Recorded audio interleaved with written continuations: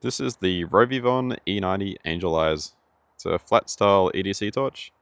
There are the emitters. You've got a TIR optic, nice little reflector.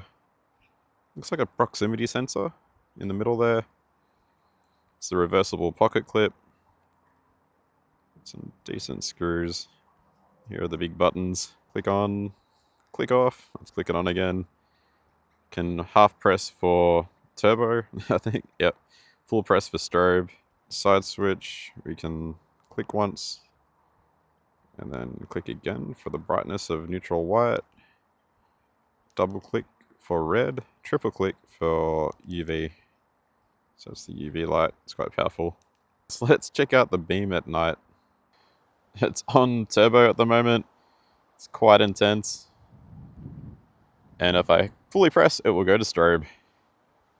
It's a flat style EDC torch, the RovyVon E90.